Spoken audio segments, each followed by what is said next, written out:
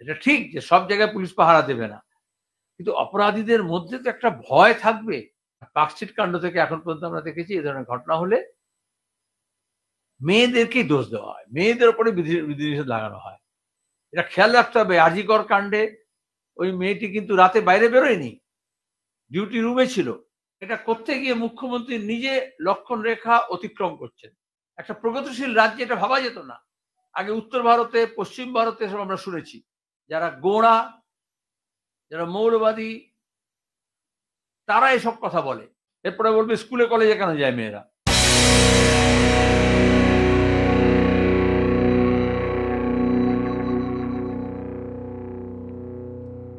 দুর্গাপুর গণধর্ষণ কাণ্ডে মুখ্যমন্ত্রী মমতা বন্দ্যোপাধ্যায় যে মন্তব্য করছেন তার তীব্র সমালোচনা করল সিপিআইএম। দুর্গাপুরে একটি বেসরকারি মেডিকেল কলেজে 23 বছরের ডাক্তারি পড়ুয়াকে গণধর্ষণের অভিযোগ উঠেছে। সেই ঘটনার প্রেক্ষিতে মুখ্যমন্ত্রী প্রশ্ন তোলেন, রাত 12:30টায় কিভাবে ক্যাম্পাসের বাইরে গেলেন তরুণী। There is a private college. The matter nobody is supporting. You tell me, when Odisha, before 3 weeks ago, 3 girls are raped in the sea beach, what action is being taken by the Odisha government? And Bengal, if anything happens on women, we don't allow anything to be considered as a casual case. It's a serious case we consider. And that girl, it's a shocking. She was studying in a private medical college. So all the private medical college, whose responsibility? How they came out in the night at 12:30? And it happens in the, so far I know, forest area. And 12:30, I do not know what happened. Investigation is on. I'm shocked to see the incident. But private medical colleges also is to take care for their students, and especially the girl child at night time. They should not be allowed to come out in the outside. They have to protect themselves also. There is a forest area. So whatever I have received the prima facie report, and police is searching all the people, and nobody will be excused. Whoever is guilty, they will be punished strictly. এরকম অনেক case ঘটে, আমরা কোনো কেসকে support করি না। বাংলায় আমরা zero tolerable, আমরা এখানে কোনো রকম টলারেট করি না। আর তারপরে বিভিন্ন রাজ্যের ছেলেমেয়েরা যেখানে পড়তে আসে, এবং তাদেরও আমি অনুরোধ করব রাত্রিবেলা না বেরোতে, কারণ পুলিশ তো জানতে পারে না কে কখন রাত্রিবেলা বেরিয়ে যাচ্ছে। আর প্রাইভেট মেডিকেল কলেজেরও একটা দায়িত্ব আছে তাদের স্টুডেন্টদের টেক কেয়ার করা। পুলিশ তো আর বাড়িতে বাড়িতে গিয়ে বসে থাকবে না। কেউ যদি রাত্রি 12:30টায় বেরিয়ে কোথাও যায়, ঘটনাটা নিন্দনীয়, আমি ঘটনাকে সাপোর্ট করছি না। যে যেখানেই যেতে পারে তার অধিকার, কিন্তু সবার একটা, যারা হস্টেলে থাকে তাদের একটা সিস্টেম আছে। ও ফার্স্ট ইয়ারের স্টুডেন্ট, এবং এটা প্রাইভেট কলেজ, আমি ডিটেলস খবর নিয়েছি, এবং আমি পুলিশকে বলেছি স্ট্রিনজেন্ট অ্যাকশন নিতে। Nobody will be spared. যদিও পরবর্তীতে মুখ্যমন্ত্রী দাবি করেছেন তার মন্তব্যকে বিকৃত করা হচ্ছে, তিনি মেয়েদের রাতে বাইরে বেরোনোর বিষয়ে কিছু বলেননি। যদিও তাতে বিতর্ক থামেনি। মুখ্যমন্ত্রীকে আক্রমণ শানিয়ে সিপিআইএমের রাজ্য সম্পাদক মোহাম্মদ সেলিম বলেছেন, পশ্চিমবঙ্গের মতন প্রগতিশীল রাজ্যে এসব কথা শোনা যেত না, এসব গোঁড়া মৌলবাদীদের মনোভাব। এবার কি মেয়েদের স্কুল কলেজেও যেতে বারণ করবেন মুখ্যমন্ত্রী? এবং এটা করতে গিয়ে মুখ্যমন্ত্রী নিজে লক্ষণ রেখা অতিক্রম করছেন। সরকারের কাজ এটা নয়।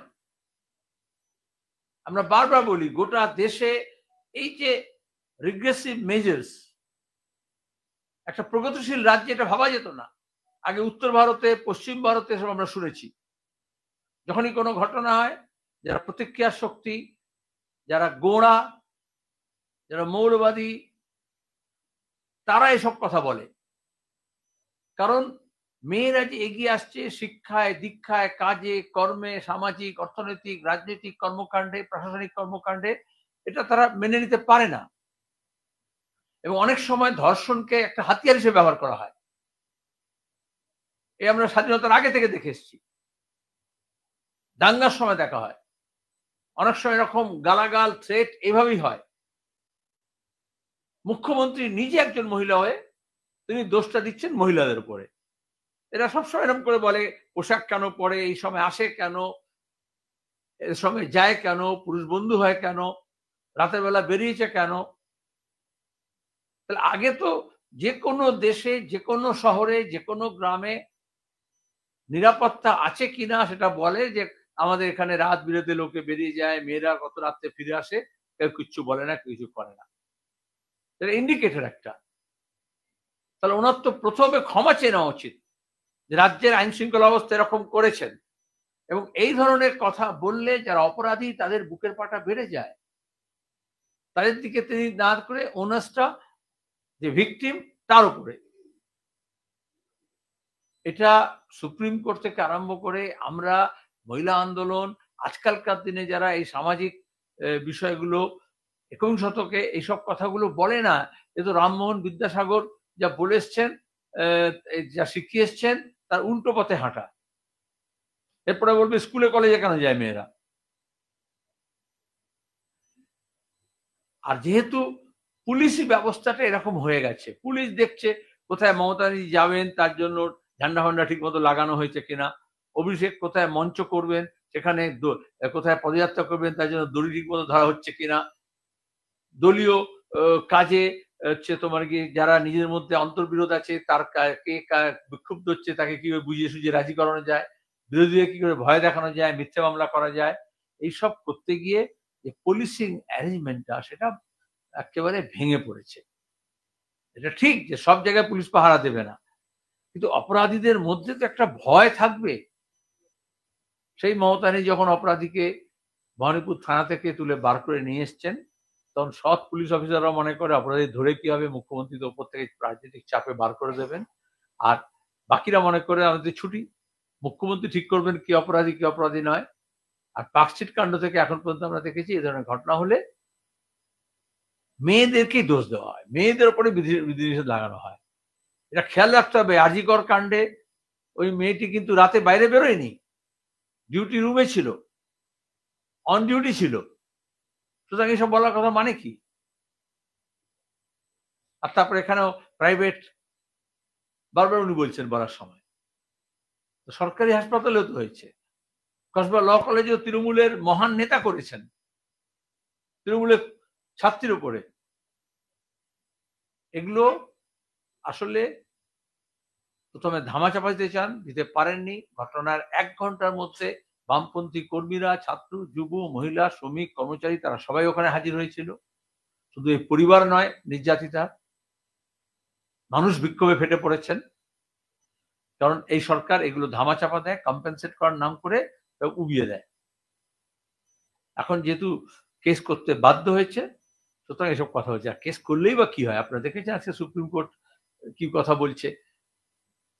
সিবিআই রাজীব কুমারকে নিয়ে কত হয়েছে কাণ্ড হয়েছিল, আমরা যে কথা বলছিলাম আজকে সুপ্রিম কোর্ট বলছে 6 বছর ধরে কি করছিল, গুরুত্বপূর্ণ মামলা। এবং বিজেপি এসব নিয়ে একটা কথা টু শব্দটি বলছে না, বলতে পারে না, কারণ এর কোল থেকে ওর কোলে গেলে, ওর কোল থেকে এর কোলে গেলে, বা দুটো কোলের মাঝামাঝি দুললে 7 খুন মাপ। দেখবেন একইভাবে এই যে দুর্নীতি, গরু পাচার, কয়লা পাচার, সোনা পাচার, শিক্ষক নিয়োগের দুর্নীতি, অভয়াকাণ্ডে যেরকম সিবিআই তদন্ত করে কিচ্ছু করেনি, এই রাজীব কুমার এই কেসেও কিচ্ছুই এগোয়নি। একইভাবে এই সমস্ত পাচার এবং দুর্নীতি চাপতে মাঝে মধ্যে এরকম এই মন্ত্রীর বাড়িতে এই পাওয়া গেল, ওই মন্ত্রীর বাড়িতে এই পাওয়া গেল, কিন্তু তারপর আবার শীত ঘুমে চলে যায়। এটা আমরা বারবার বলেছি। দেউচা পাচামি নিয়ে আমরা এখানে সমস্ত কিভাবে দুর্নীতি হয়েছে, কিভাবে মমতা ব্যানার্জি মিথ্যে কথা বলেছেন, কিভাবে উনি যখন ঘোষণা করছেন কয়লা খনি হবে, তখনও ক্যাবিনেটের সিদ্ধান্ত থেকে, টেন্ডার থেকে আসলে পাথর সরানোর ব্যাপার, কয়লা খনির ব্যাপারে কোনো প্রজেক্ট, কোনো অনুমতি নেওয়া কিছু করা হয়নি। পরিবেশ দপ্তরকে জানানো হয়েছে, মামলাও হয়েছে। শুধু মিথ্যাচার নয়, যেভাবে ডজ করা হয়েছে পরিবেশ আইনকে, যেভাবে 12 একর জমি ছোট প্রজেক্ট দেখানো হয়েছে বিগ্রেড করার জন্য, কিন্তু কেন্দ্রীয় সরকারও একটা কোনো পদক্ষেপ নেয়নি। বাধ্য হয়ে ট্রেড ইউনিয়নগুলো গিয়েছিল কোর্টে, এখন আমরাও গিয়েছি কোর্টে, এবং কিভাবে নির্দিষ্ট কোম্পানি যার কোনো অভিজ্ঞতা নেই, পিডিসিএল যার কয়লা ব্যাপার থাকলেও পাথরের ব্যাপারে কোনো অভিজ্ঞতা নেই, তাকে দিয়ে বলছে পাথর খাদন করানো হবে। যে কোম্পানিকে দেওয়া হয়েছে তার কোনো খনির অভিজ্ঞতা নেই, সে লজিস্টিক কোম্পানি, এবং নিজেদের পরিবেশ আইন যেরকম ভেঙেছে সেরকম নিজেদের যে টেন্ডারের পদ্ধতি সেটাকে ভেঙেছে, এবং তারপরে যে শর্তগুলো দেওয়া হয়েছে সেই শর্তগুলো ভাঙা হচ্ছে। এদিকে উনি বলছেন আমি চাকরি করে দিচ্ছি, কাকে চাকরি দিচ্ছেন? যদি 12 একর জমির মধ্যে কাজ হয় পাইলট প্রজেক্ট হিসেবে, তাহলে বাকি কাজে চাকরি দিচ্ছেন।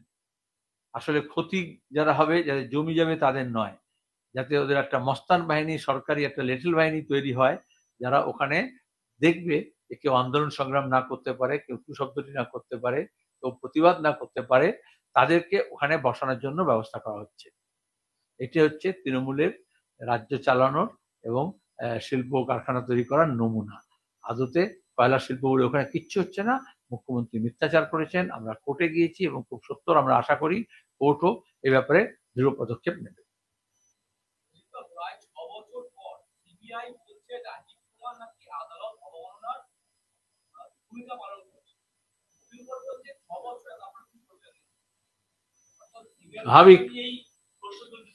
স্বাভাবিক, আজকে কেন্দ্র সরকারের তরফ থেকে, সিবিআই তরফ থেকে যে দাঁড়িয়েছিলেন সেও বকা খেয়েছে। আচ্ছা, একটা সাধারণ মানুষও বুঝতে পারবে যদি আদালত অবমাননা হয়ে থাকে তাহলে 6 বছর ধরে কি করলো। আপনার মনে আছে গত লোকসভা বিধানসভা নির্বাচনের আগে ধর্না টন্না নাটক হয়েছিল, আর রাজীব কুমারকে নিয়ে ভুবনেশ্বর কলকাতা ঘোরাঘুরি হচ্ছিল। তারপরে তো কেন্দ্র সরকার অনুমতি দিয়েছে আইএএস অফিসের পোস্টে আইপিএস অফিসারকে নিয়োগ করা। তো একসঙ্গে তো জয়েন্ট ভেঞ্চার। তদন্ত কোথায় গেল? যাকে ধরার জন্য এমন হুড়মুড়িয়ে সিবিআই গেল আপনাদেরকে আগে এসএমএস করে দিয়ে যে আমরা যাচ্ছি। আমার মনে আছে ওই দিন আমাদের ব্রিগেড প্যারেড গ্রাউন্ডে সমাবেশ ছিল, সাংবাদিকরা বললো আমাদের কাছে সিবিআই তরফ থেকে এসএমএস এসছে যে আমরা কলকাতা পুলিশের কমিশনার ওখানে যাবো রেড করতে। এরকম করে আমরা তখনও বলেছিলাম এরকম করে কেউ রেড করতে যায় না। আর মুখ্যমন্ত্রী ওখানে পৌঁছে গিয়ে নাটক করেছিলেন, তারপরে ধর্ণা দিয়েছিলেন, রাজ্য সরকারই চালাচ্ছিলেন মেট্রো সিনেমার উল্টো দিকে। তারপরে যে ভোট হয়ে গেল, খেল খতম, পয়সা হাজাম। আজকে আবার এখন সিবিআই বলছে যেটা যা আপনি বললেন, নানা রকমের কথা বলছে। তাহলে আদতে তো কোনো তদন্ত হলো না, আদালতে তো কোনো পদক্ষেপ নেওয়া হলো না, বরঞ্চ তাকে একটা আরো গুরুত্বপূর্ণ জায়গায় দিয়ে দেওয়া হলো, দ্বৈত দায়িত্ব দেওয়া হলো, সিভিল অ্যাডমিনিস্ট্রেশনেও এবং পুলিশেও, এবং তাকে দিয়েই গোটা সার্ভেলেন্স রাজ্য তৈরি করা হয়েছে। সব আগে ফোন টোন, ইমেল, ফেসবুক, এসব যা উকি ঝুঁকি মারা হয় এগুলো হচ্ছে তাকে দিয়েই করা হয়। এটা কেন্দ্রীয় সরকারের নলেজে হয়, আইন অনুযায়ী কেন্দ্র সরকারকে জানিয়ে হয় তার অ্যাপয়েন্টমেন্টও এবং তার কাজগুলো। এবং এই ব্যাপারে বিজেপি একেবারে কি বলে হিন্দি में बोलता है सांप सूख जाता है, নিশ্চুপ।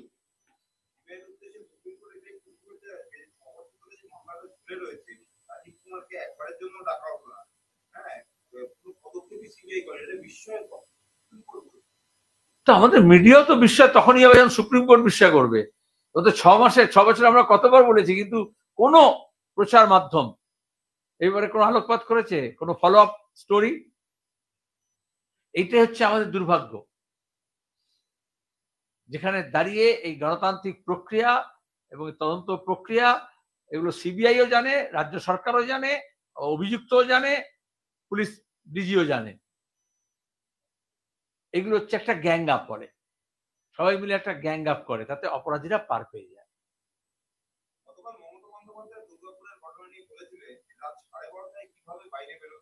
আমি যতদূর জানি জঙ্গল এলাকায় ঘটেছে রাত 12:30টায়, কিন্তু সমস্ত তদন্তে দেখা যাচ্ছে যে 8টার কাছাকাছি ওরা বেরিয়েছিল, আবার 12টা নাগাদ ফিরে এসেছে।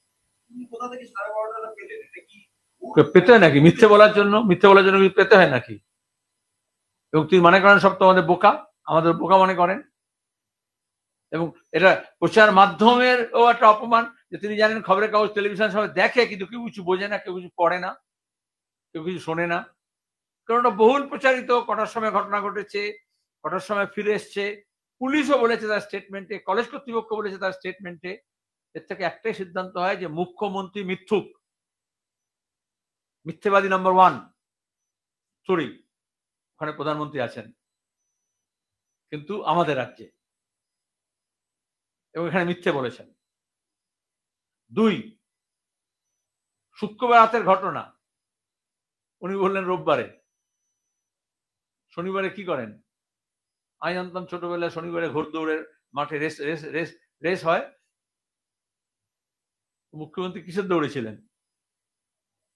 তা তো এই মিথ্যে সাজানোর জন্য এত সময় লাগলো 36 ঘন্টা। আর তার সঙ্গে তিনি যা বলেছেন তার বাস্তবতার সঙ্গে কোনো মিল নেই। মুখ্যমন্ত্রীর এই যে রাতে মেয়েদের না বেরোনোর যে নিদান, এই প্রসঙ্গে আজকে পাশাপাশি বলছেন এটা বিতর্কের কিছু নেই, একটা পরিবেশ পরিস্থিতির উপর নির্ভর করে। গ্রামের মধ্যে একটা মেয়ে রাত 12টায় বেরোচ্ছে আর পার্সিতে একটা মেয়ে রাত 12টায় বেরোচ্ছে, তার মধ্যে তফাৎ রয়েছে। এটা আইন করে সবকটা করা যাবে না, পরিবেশ পরিস্থিতির উপর নির্ভর করছে। কোন প্রতিষ্ঠান থেকে মেয়েদের বেরোনোর ক্ষেত্রে নিষেধাজ্ঞা থাকা উচিত। একজন ডাক্তারি করছে, সে রাত 12টার সময় বেরোবে, তার ক্যাম্পাস থেকে, সেটা কাম্য না। অধ্যাপক সৌগত রায় বলো তো, এই ব্যাপারে অধ্যাপনা করেছেন? কে কোন সময় কখন বেরোবে এইসব সাঙ্গপাঙ্গ জুটেছে বলে তো মমতা এরকম আবল তাবল বলতে পারছেন। নিহত তরুণীর বাবা বলছেন যে আমার মেয়ে তো বাইরে বেরোয়, সে তো সবচেয়ে নিরাপদ জায়গায় ছিল। স্বাস্থ্য দপ্তরের কর্মকর্তা আছে, স্বাস্থ্য দপ্তর এটা জবাব দেবে। তৃণমূলের মতো দুর্নীতিবাদ তারা মদ মাতাল হয়ে ঘোরাফেরা করবে, সেজন্য মেয়েদের বাইরে বেরোতে বারণ করছে। এটা তো সব বাবা মারই কথা হওয়া উচিত। আর তৃতীয়ত, এখনো যাতে আমার যোগাযোগ না করতে পারি সেজন্য ওই গুন্ডা বদমাইশাই তো তার বাবাকে পরিবারকে ঘিরে রেখেছে। এটাই তো মমতা ব্যানার্জির চাল। তিনি অপরাধ ঘটবে, অপরাধী সম্পর্কে কিছু বলবেন না, যার বিরুদ্ধে অপরাধ ঘটবে, যে পরিবারের বিরুদ্ধে ঘটবে, তাকে হয় তার নিজের দলে টানতে হবে, না হলে তাকে একেবারে জনসমক্ষ থেকে সরিয়ে দিতে হবে।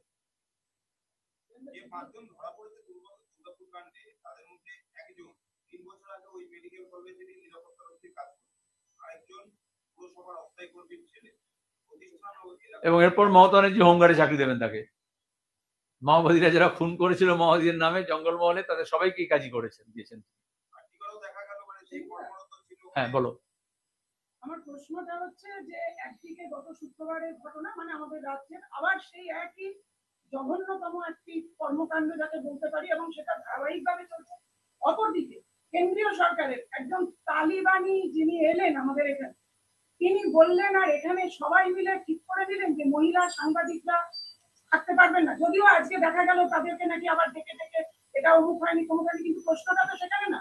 প্রশ্নটা হচ্ছে রাজ্য কেন্দ্র উভয় গোটা ভারতবর্ষে কি মেয়েদেরকে আবার সেই মধ্যযুগীয়তে, মানে আমরা এগোচ্ছি না এই বক্তব্যটা? আসলে তালেবান তো একটা সংগঠনের নাম নয়, একটা মানসিকতা। বামিয়ানে বৌদ্ধ মূর্তি যারা ভেঙেছিল আর বাবরি মসজিদ যারা ভেঙেছিল, তার মধ্যে মানসিকতার কোনো তফাৎ তো নেই। ইতিহাসের সমস্ত কিছু তারা মিটিয়ে দেবে যেটা তাদের পছন্দসই নয়। মহিলাদের প্রতি দৃষ্টিভঙ্গিও সে যে ধর্মেরই হোক, প্রতিক্রিয়ার শক্তি, হিন্দিতে বলে রূঢ়িবাদী শক্তি, উর্দুতে বলে রাজাত পসন্দ তাকত, যারা ইতিহাসকে পেছন দিকে নিয়ে যেতে চায়, তারা মহিলাদের এই যে সামাজিক অংশগ্রহণ, প্রশাসনিক অংশগ্রহণ, শিক্ষাক্ষেত্রে অংশগ্রহণ থাকে। এই জন্য বিদ্যাসাগর রামমোহনকে লড়তে হয়েছে। আমাদের পৃথিবীর সামনে ভারতের একটা আলাদা উজ্জ্বল ভূমিকা ছিল যে আমরা এই ব্যাপারে অনেক বেশি এগিয়ে, তার জন্য সমাজ সংস্কার হয়েছে। কিন্তু দেখা গেল যে বিজেপি, যে আরএসএস এত বড় বড় কথা বলে, কিন্তু তাদের সঙ্গে এখানে তারা যেরকম কমিউনিস্ট নিধন করতে চায়, ওখানে তালিবানিরাও কমিউনিস্ট নিধন করেছে, প্রগতিশীল সমস্ত ধ্যান ধারণাকে ভেঙে দিতে চায় এবং ইতিহাসের চাকে পেছনে ঘোরাতে চায়। সুতরাং এখানে হচ্ছে ওই মাস্তুতো ভাই বলে না, পিস্তুতো ভাই হতে পারে, খুড়তুতো ভাই হতে পারে। আসলে কি বলছে, সঙ্ঘী তালেবান ভাই ভাই, অথচ হিন্দু মুসলমানের লড়াই চাই। তার তলায় হিন্দু মুসলমানের নামে, ধর্মের নামে একে অপরকে লড়িতে চাইছে। কিন্তু এখন দেখুন কত মহা আনন্দে এরকম পাশাপাশি কাছাকাছি চলে আসতে পারে। আসলে এগুলো মানসিকতার, যেভাবে ফাসিস্ট শক্তি, যেভাবে নেতানিয়াহু আর যেভাবে মোদি আর সাং পরিবার এককাট্টা হয়ে যায়। সেইখানে দাঁড়িয়ে আরেকটি প্রশ্ন করতো, সেইখানে দাঁড়িয়ে আমাদের বামফ্রন্টের তরফ থেকে তো আরো বেশি করে আন্দোলনের পথে এগিয়ে আসা উচিত। প্রথম দিন এই ঘটনার পরেই প্রতিবাদ বামপন্থীরা করেছে। আজকে যদি গণশক্তি পত্রিকা পড়ো তাহলে আজকে দেখতে পাবে কিরকম জেলায় জেলায় মহিলা সমিতিরা প্রতিবাদ করছেন। দিল্লিতে সবার প্রথমে মহিলা সংগঠনগুলো এবং বামপন্থীরাই করেছে, তারপরেই তো আজকে ঢোক গিলে অন্য কথা বলা হচ্ছে ভারত সরকারের তরফ থেকে বা ওই এম্বাসির তরফ থেকে। কিছুটা তো পেছিয়েছে, এখনো তো সাং পরিবার মতো এরকম বলেনি যা করেছি বেশ করেছি, বরঞ্চ বুঝেছে যে স্থান কাল পাত্র হিসেবে তারা ঠিক কাজ করেনি, জন্য বলেছে ওটা টেকনিক্যাল ফল্ট, তার মানে তো ভুল স্বীকার করেছে। মমতা বন্দ্যোপাধ্যায় আজকে নাগরাকাটায় গিয়ে আরো একবার ভুটান সরকারকে শুধু দায়ী করা না এই বিপর্যয়ের জন্য, তাদের থেকে ক্ষতিপূরণ দাবি করে। কি বলবো, উনি দক্ষিণবঙ্গে বন্যা হলে ডিবিসি, ওদিকে বলেন পাশের বিহার থেকে ঢুকে পড়ছে, এখন বলছেন ভুটান থেকে নেপাল থেকে ঢুকে পড়ছে। আর এখন যখন আমরা বলছি যে নির্দিষ্টভাবে যারা জমি হারা হলো, কৃষিতে যা ক্ষতি হলো, ঘর হারা হলো, তাদেরকে ক্ষতিপূরণ দিতে হবে, উনি বললেন যে ভুটান সরকার দিক। ভারত সরকার যেরকম প্রতিবেশী দেশগুলোর সঙ্গে খারাপ সম্পর্ক তৈরি করেছে, মমতা ব্যানার্জি সেই একই পথে প্রতিবেশী দেশগুলো, ভুটানের সঙ্গে বাংলার বা দেশের খুব ভালো সম্পর্ক, এবং জানেন এখানকার জিওপলিটিক্যাল সিচুয়েশন অনুযায়ী আমরা চাই আমাদের প্রতিবেশী দেশগুলোর সঙ্গে যাতে ভালো সম্পর্ক গড়ে ওঠে। তাহলে মমতা ব্যানার্জি দেশের স্বার্থে নয়, দেশের জন্য নয়, বাংলার জন্য তো নয়, তিনি কোনো আন্তর্জাতিক শক্তির প্রভাবেই এই কাজটা করছেন, যারা দক্ষিণ এশিয়ায় এই দেশগুলোর সঙ্গে সুসম্পর্ক চায় না। এমনি এমনি হিলারি ক্লিন্টন অ্যাসেম্বলিতে জেতার পরে মমতাকে অভিনন্দন জানাতে রাইটার্স বিল্ডিং আসেনি, এবং মমতা ব্যানার্জি এমনি এমনি নিচে নেমে এসে তাকে উপরে তুলে নিয়ে যাবে। নির্বাচন কমিশনের প্রতিনিধি দল দিল্লি ফিরে এই রাজ্য থেকে ঘোষণা করেছে বিএলওদের দুটো ভাগে ভাগ করা, দুটো কাজ করে, একটা হচ্ছে প্রবীণ এবং অভিজ্ঞ, আর একটা হচ্ছে নতুন।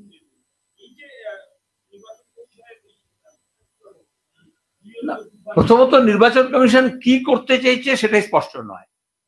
বিহারের অভিজ্ঞতা থেকে দেখা গেছে ওদের মুখে গু লেপে দেওয়া হয়েছে, যা ভেবেছিল, যা করতে চেয়েছিল তা করতে পারেনি। সুপ্রিম কোর্ট পর্যন্ত পয়েন্ট আউট করেছে যে কি অন্যায় করছে, এবং বিজেপি এই যে ঘোষণা করে দেয় এত কোটি লোককে বার করে দেওয়া হবে, বিহারের সম্পর্কে বলেছিল, অথচ এখন কি হয়েছে, সেখানকার মহিলারা দুর্বল অংশের মানুষ, এবং এখনো দেখা যাচ্ছে সংশোধন হলো না। উনি বললেন শুদ্ধিকরণ হলো, আমরা বলছি সংশোধন করো, ভুল ত্রুটি শোধরাও, সেটা শোধরার নেই। শুদ্ধিকরণ হয় না, ওং নাং ক্রম ক্রিং রাং ক্রম করে হয়ে যায়, শুদ্ধিকরণ হয়ে যায় না এরকম, কখনো কখনো গোবর খাইয়ে, কখনো কখনো গঙ্গা জল ছিটিয়ে, বা বিভিন্ন ধর্মের বিভিন্ন রকমের প্রক্রিয়া দিয়ে। তো উনি তো তাই চাইছেন, যে শুদ্ধিকরণ করতে চাইছেন, কিন্তু আসলে তো আমরা চাইছি ভুল সংশোধন করতে। এখনো বিহারের লিস্টে মৃত মানুষের নাম আছে, এখনো লক্ষ লক্ষ ভোটার, যাদের ভোটার থাকা হওয়ার কথা, তাদের ভোটার লিস্টে নাম নেই। এখনো অনেক একই ঠিকানায় কয়েকশো লোকের ভিড় করা ভোটার লিস্টে নাম আছে, এবং আরো বেশি করে ওখানে ডাউটফুল ভোটার্স তারা তৈরি করেছেন, এবং নাগরিকতার প্রশ্ন নিয়ে এসছেন, যেটা ভোটার লিস্টের ভোটার করার জন্য তাদের এটা প্রশ্ন নয়। সেই আলোকে এখানে পশ্চিমবঙ্গে বা অন্যান্য রাজ্যে তারা বলছেন এইভাবে করব। সাধারণত মানুষ থেকে শেখে, যদি মানুষ হয়।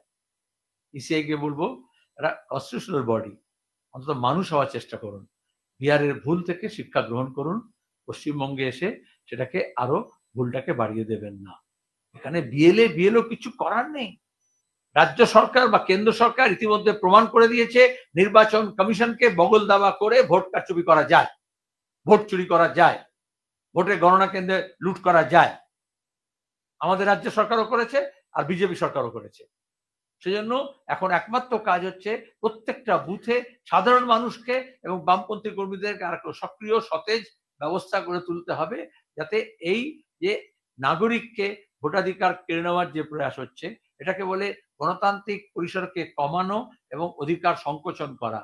ভোটাধিকার কেড়ে নেওয়ার যে প্রয়াস আছে, বিশেষত প্রান্তিক মানুষের, দুর্বল মানুষের, অসহায় মানুষের, সেখানে আমাদের পাশে দাঁড়াতে হবে এবং একটাও জেনুইন লোকের নাম যাতে না কাটে তার ব্যবস্থা করতে হবে।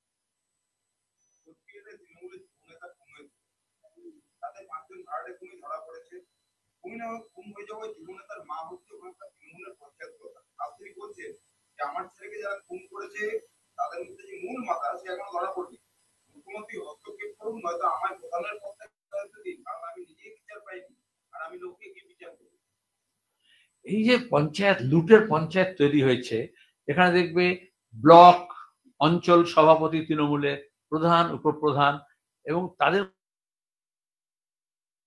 সব খবর আসছে না। প্রতিদিন খুন হচ্ছে এবং একজন আরেকজনের নামে অভিযোগ করছে, মারামারি হচ্ছে প্রত্যেকটা জেলা। আমি জেলা আমাদের কাছে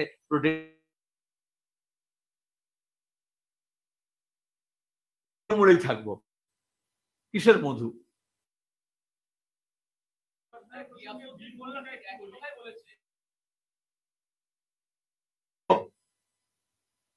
ওই তো এরকম করা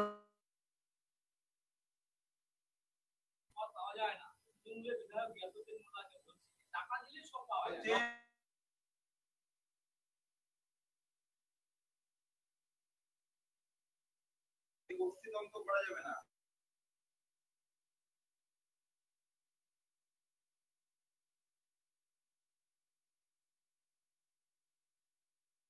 শৃঙ্খলার কথা, সংস্কারের কথা নেতারা বলছেন, অনুব্রত মণ্ডলরাও বলছেন।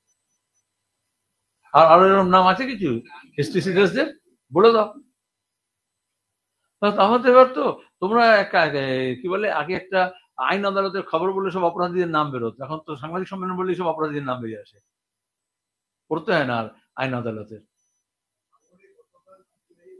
হ্যাঁ, সেটা বলো, বলো প্রশ্ন কি বলছো?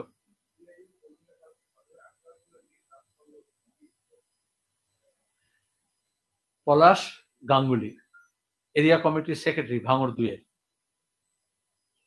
ত্রাণ সংগ্রহ করছে উত্তরবঙ্গের বিপর্যস্ত মানুষের জন্য গোটা রাজ্য জুড়ে। ভাঙড়ে এই যে মমতা ব্যানার্জির লুটের রাজত্ব এবং সেখানে অন্য কেউ কোনো কথা বলতে পারবে না, তারই তো ফলশ্রুতি। তারপর হামলা করেছে, তাকে একটা হাসপাতালে নিয়ে গিয়ে ভর্তি করতে হয়েছে, রাতে সুজন চক্রবর্তী যেতে হয়েছিল এবং ওখানকার আমাদের তুষার ঘোষ ওখানে পৌঁছেছিলেন এবং সেখানে বেশ কয়েকজন তারা আহত হয়েছে। তাদের ওপর যে প্রাণনাশের মতো অবস্থা তৈরি করে হামলা করেছে। তৃণমূল এত ভয় কেন? বামপন্থীরা আক্রান্ত মানুষের পাশে দাঁড়িয়েছে, আক্রান্তরাই তাই দাঁড়ায়। তৃণমূল নিজে দাঁড়ায়নি, এইসবই করছে, নিজের মধ্যে নিজে আক্রমণ করছে। তার উপর দাঁড়িয়ে ভাঙড়, এটা শুধু নিন্দার কথা নয়, আমরা পুলিশকে ব্যবস্থা নিতে বলেছি। আর তাহলে ওই ভাঙড়েই আমাদের আরো বেশি বড় করে যারা এই অপরাধ করেছে তাদেরকে শায়েস্তা করার জন্য আমাদের ব্যবস্থা নিতে হবে। প্রশ্ন ছিল নাকি একটা বয়ান ছিল? এটা তো বয়ান প্রথম। এটা হচ্ছে তৃণমূলে এবং বিজেপিতে শুধু টাকা পয়সা না, আরো অনেক কিছু দিতে হয় সাপ্লাই, তার থেকে পদ পাওয়া যায়। রাতারাতি এখন এই দল থেকে ওই দলে আসছে, ওকে ভাইস প্রেসিডেন্ট, ওকে প্রেসিডেন্ট সব করে দেওয়া হচ্ছে এবং অসংখ্য এরকম পদ তৈরি করা হয়েছে যেখানে বিলি বন্দোবস্ত হয়। পঞ্চায়েতে এই শুভেন্দু অধিকারী যখন তৃণমূলের নেতা, তখন মুর্শিদাবাদ, মালদা, উত্তর দিনাজপুরের লোকজন বলেছে যে পঞ্চায়েতের ক্যান্ডিডেট করার জন্য, জেলা পরিষদের ক্যান্ডিডেটের জন্য টাকা দিতে হয়েছে।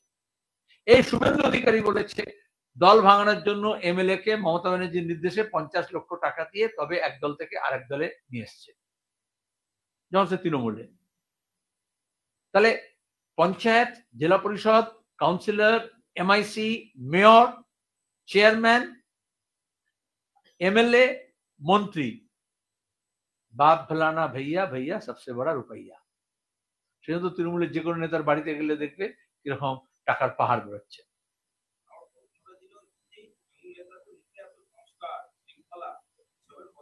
তুমি ওসব শোনো, আমি তো শুনি না ওগুলো, আজে বাজে কথা শুনতে নেই। লন্ডভন্ড করে দেওয়া হবে। সায়ন্তিকা ব্যানার্জি, সামিনা ইয়াসমিন, শাসক দলের সব বিধায়করা অসীমা পাত্র। এসব কথা অনেক বলে এবং এই ভাষাগুলোই তারা জানে, কিন্তু ইসিআই এর উচিত, আমি আবার বলছি ইসিআই অন্যায় করছে, কিন্তু এমএলএ, এমপি, মন্ত্রী, মুখ্যমন্ত্রী যদি এই ধরনের কথা বলে একটা কনস্টিটিউশনাল অথরিটি বলে, তাদের যদি আদৌ অথরিটি থাকে, তাহলে let ECI lodge and FIR, তাহলে তো বুঝবো মুরদ আছে, এফআইআর করা উচিত। তো এগুলো তো কগনিজেবল অফেন্স। আসলে মমতা ব্যানার্জি যখন বলেছিলেন লন্ডন করব, তিনি 9টা সাইলেন্ট রাখার কথা বলেছিলেন, ওটা ওরা ভালো বুঝেছে। তৃণমূল লন্ডভন্ডই করতে পারে, সেটাই করছে রাজ্যকে। मुख्यमंत्री बताती है कि नोएडा को अपना स्पेशल पुलिस बनानी पड़ेगी, इसके बारे में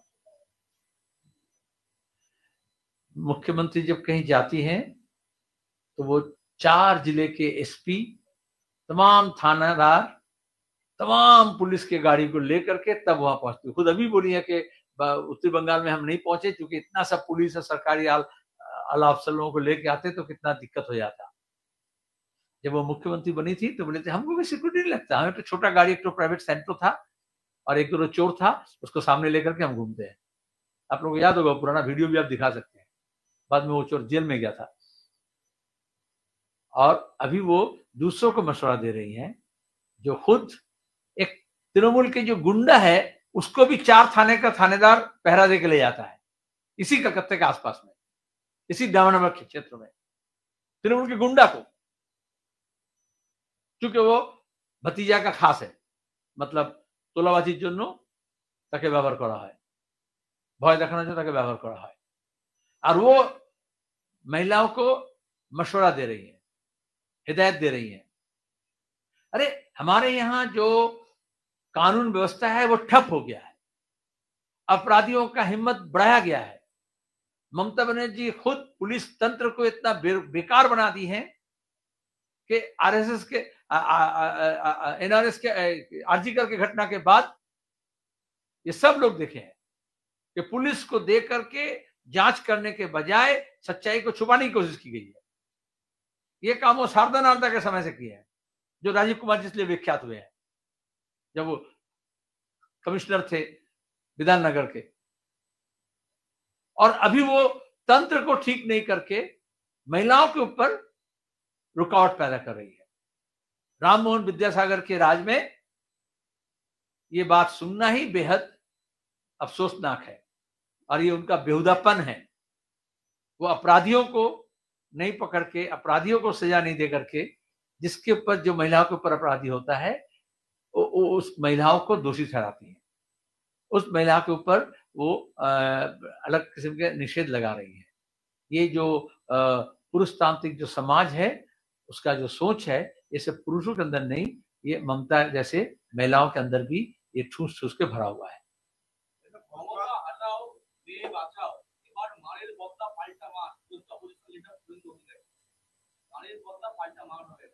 ও যা যা মমতার পায়ের তলা থেকে শিখেছে, আঁচলের তলা থেকে শিখেছে, সেসবই বলছে।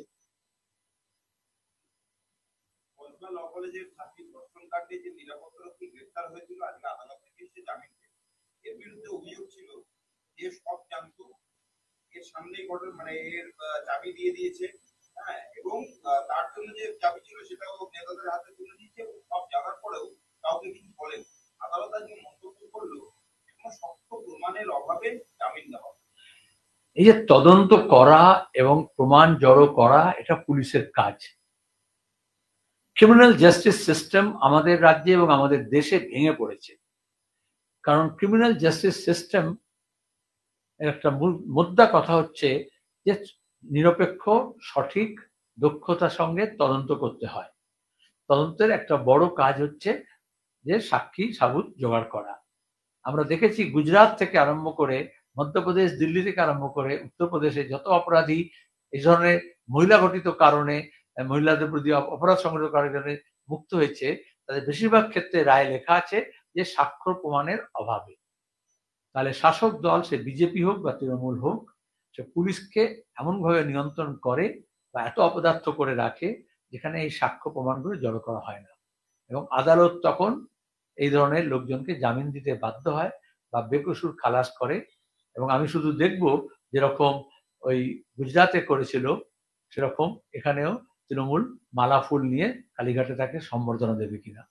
এই প্রসঙ্গে বলি যে কসবা ল কলেজের ঘটনায় মূল যে নিরাপত্তা রক্ষী অভিযুক্ত তারও জামিন হয়ে গেল। এরপরে বলছিলেন সে কিসের জন্য নিরাপত্তা রক্ষী হয়েছিল? রেপিস্ট, তোলাবাজ, ধান্দাবাজ তৃণমূল নেতাদেরকে যাদেরকে কালীঘাট থেকে অ্যাপয়েন্ট করা হবে তাদের যাতে নিরাপত্তা দেয়। এটা বোঝা যাচ্ছে ছাত্রছাত্রীদের জন্য নয়, কলেজের জন্য নয়।